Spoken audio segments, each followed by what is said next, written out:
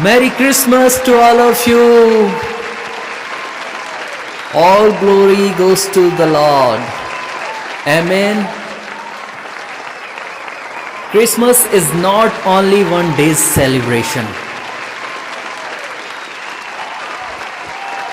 This is celebration forever last. Amen.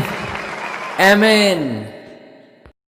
यीशु मसीह का जन्म एक दिन का त्योहार नहीं है, ये तो सदा के लिए आनंद का पर्व है।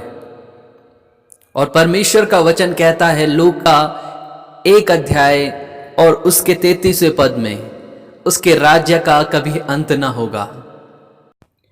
अब मैं चाहता हूं आपका ध्यान जाए इस शब्द पर कि उसके राज्य का अंत ना होगा। आखिर कहां है उसका राज्य और हम कैसे देख सकते हैं उसके राज्य को?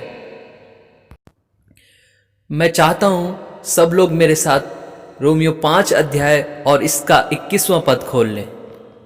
अब यहां लिखा है, जैसे पाप ने मृत्यु फैलाते हुए राज्य किया, वैसा ही हमारे प्रभु यीशु मसीह के द्वारा अनुग्रह भी अनंत जीवन के लिए धर्मी ठहराते हुए राज्य करे। देखिए, पाप सदैव मृत्यु फैलाते हुए राज्य करता है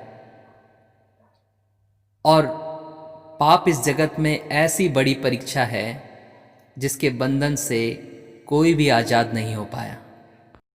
लिखा है रोमियो 3 उसके 23वें पद में, इसलिए कि सब ने पाप किया है और परमेश्वर की महिमा से रहित हैं। यहाँ पर लिखा है कि सब ने पाप किया और सब परमेश्वर की महिमा से रहित हैं। ये एक ऐसी परीक्षा है जिसमें कोई भी मनुष्य, संसार का कोई भी मनुष्य पाप से नहीं बच पाता।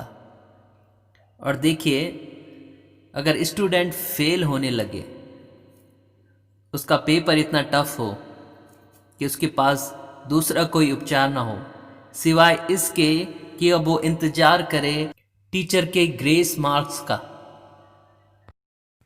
रोमियो 5:21 में भी यही लिखा गया है। वो कहता है, वैसा ही हमारे प्रभु यीशु मसीह के द्वारा अनुग्रह भी अनंत जीवन के लिए धर्मी ठहराते हुए राज्य करेगा। याद रखें, यदि आप पाप से हार गए हैं तो क्रिसमस का त्यौहार आपके लिए वो धार्मिकता का राज्य लाया है। वो राज्य आपके ही बीच में है। उसकी क्षमा का अंत न होगा और उसकी दया और करुणा जीवन भर सदैव आपके संग। उसके अनुग्रह में ही, उसके ग्रेस में ही परमेश्वर का राज्य छिपा है। यदि आपने उसकी क्षमा को स्वीकार किया तो कहे आमीन।